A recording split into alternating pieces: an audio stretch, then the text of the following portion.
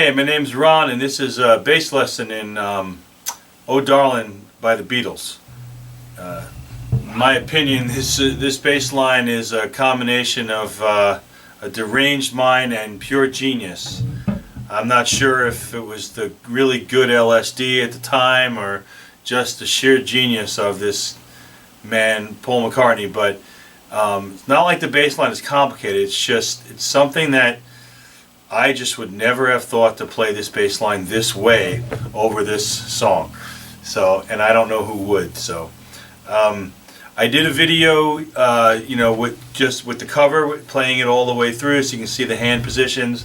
I know that if you look for transcriptions on the web, you're going to find people playing different choices with open strings, whatever. I choose the hand positions that I think are the most playable for me. So, there are a couple of variations.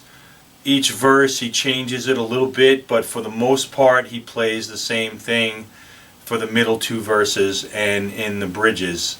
Like I said, if you listen real closely, you can argue, oh no, he's playing a lower register of that note here, whatever, and that's fine if you want to get that perfection in copying him. I'm not looking to do that. But this is not an easy bass line, in my opinion. So I think if you get the regular structure of it down and get it down one way, then you can play with it on your own. So the intro is almost always the same at the very beginning.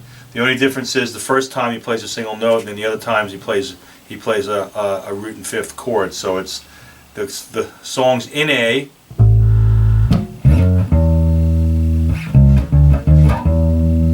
So you're on that fifth fret on A. And there's a lot of sliding in this song, I think, to get the flavor out right. So I like to slide into the notes a lot. I actually play fretless when I'm playing out, so I think it even works better with that. But that aside, so it's A, and then you slide up to F sharp and back to E, and then there's just a chromatic from C sharp on the 4, and then it's C sharp and B, C sharp B E, and then one of the favorite repeating licks is the octave of the A to the F sharp on the second and third strings.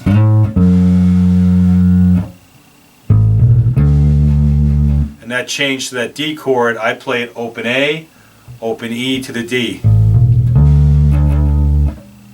and then slide up to the E and hit that A again. That's a chord change into a B or B minor, so it's E, D to B on your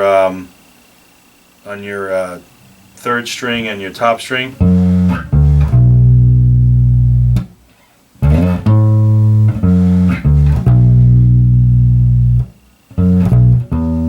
That's another recurring lick. It's E, B, F sharp, B to E, and then he hits this A flat, back to the B,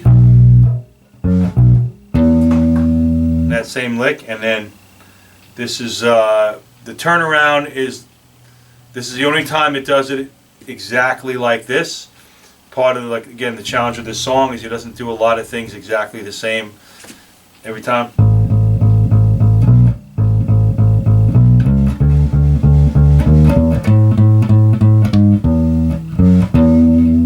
So you're starting on the open, you're going to hit 2, 4, 5, 7, then on the next string down you're going to hit 7, 6,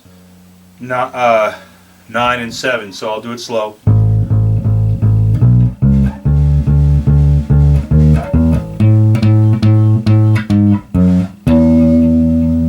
And that's the only time he plays that exact turnaround like that. This is on the studio version, of course. I don't know, maybe they change around a lot.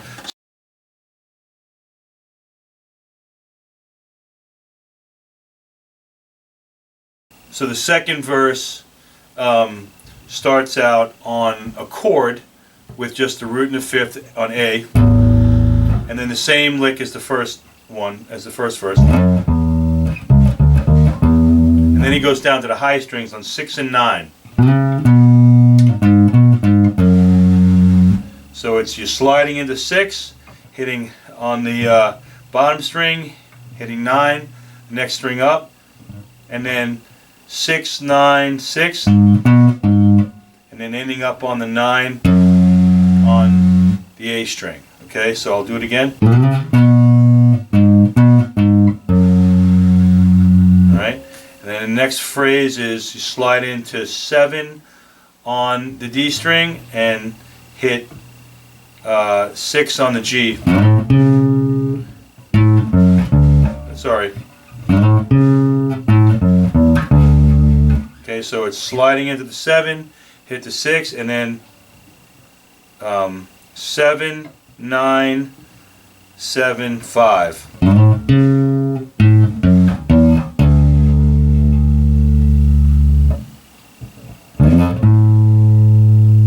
Okay, so the whole phrase then is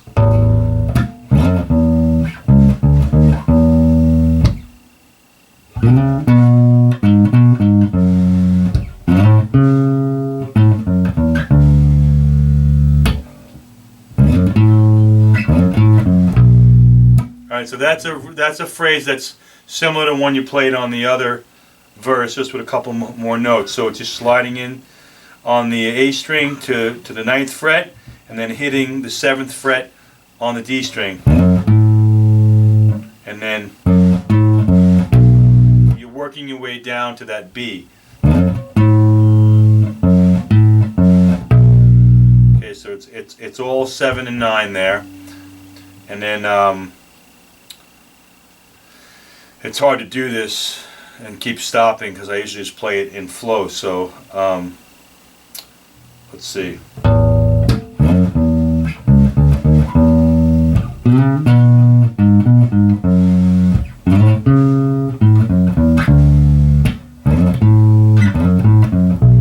Okay, and then it's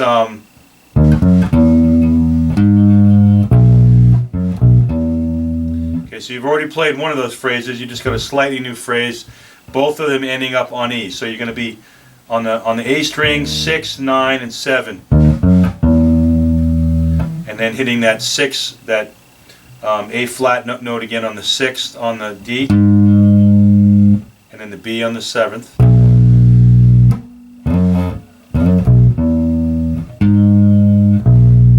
So you've played that phrase before. So again, that little section there is and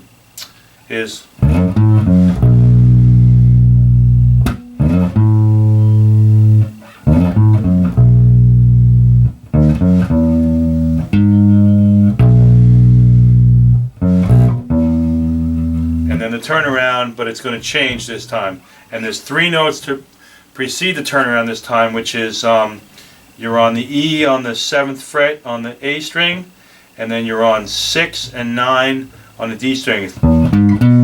That precedes the turnaround, so it's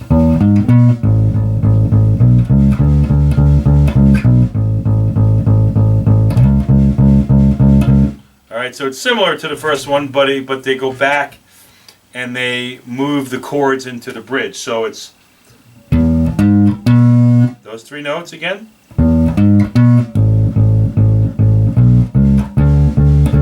You've played that already on the other one.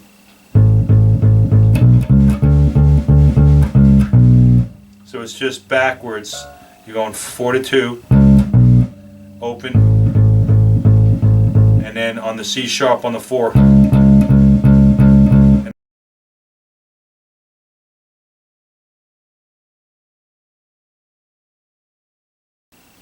Okay, so the bridge is similar to the previous turnaround. Starts with those 3 notes again. Okay, and then it goes backwards. So you're doing the same thing at the beginning. Open 2, 4, and 5, and then you're going to go back, work your way back to 2 by 4 and then 2.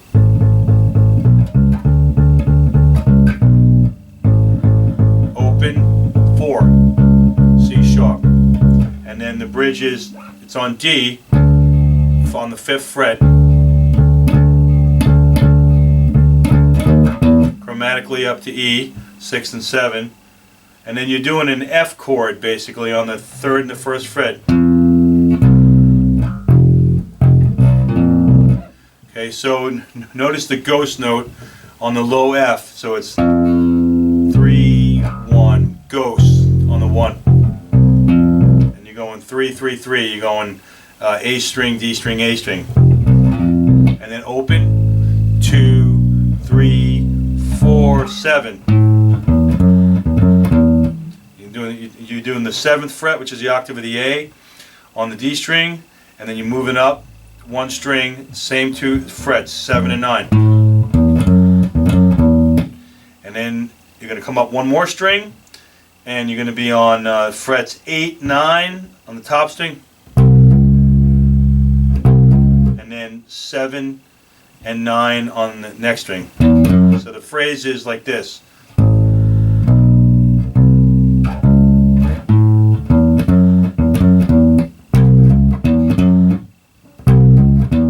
I like to hammer on the first 2, and then next phrase is starting on the B on the 7th.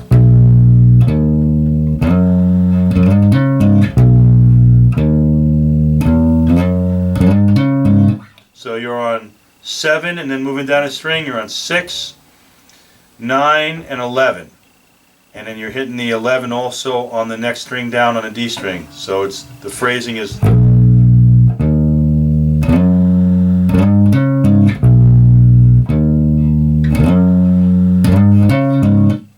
I think the slides are very important, so I like to slide into the 7, slide into the 9, slide into the 11,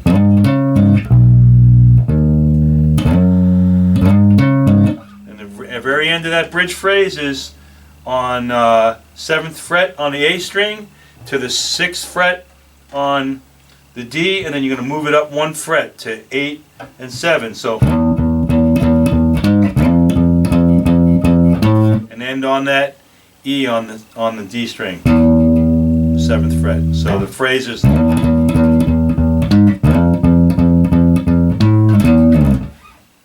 okay.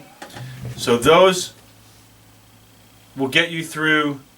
Up till now, you got through the first verse, the second verse, the first bridge, and you can get through the next verse and the next bridge with those exact same notes. Like I said, I think there's a couple of tiny variations. It hits a couple of different, he chooses a lower note instead of the higher one, but you know, that's only for the most, like, you know, have to copy exactly like the original people.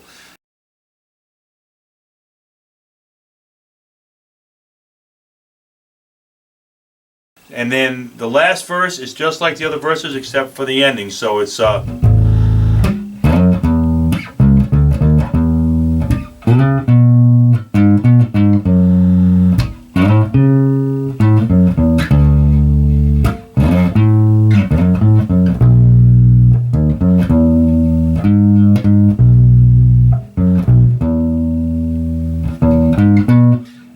comes the ending, same thing at the beginning as the other, as the first turnaround of the song. Still working your way up, just like the first turnaround. Up till then it's identical. So it's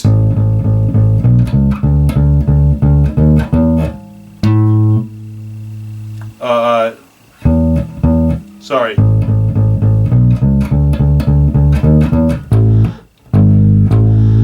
So after that E, it's just A flat A, and that's it. That's the end of the song. So the last turnaround again.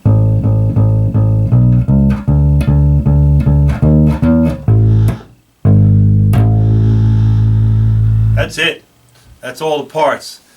It took me a while playing it over and over again to be able to do that without thinking, and still, you know, I have to be concentrating when I play this song. So if you can play it more easily, more power to you. But if that helped, by all means, please give a like down below, and I appreciate you watching, and I appreciate all the other people that put up videos that help me as well. As a matter of fact, when I learned this song, there was some site somewhere, I think it was Jelly Notes or something, that had it, at least got me in the realm of what was being played. So I always recommend that when you do, you let somebody else help you cover a song, get it to get you in the ballpark, and then use your ear to tweak it to your own way. I probably don't need to tell everybody that, but I'm just suggesting it for the people that may have not thought of doing that. So thanks again for watching, and I'll get more songs and videos up when I can.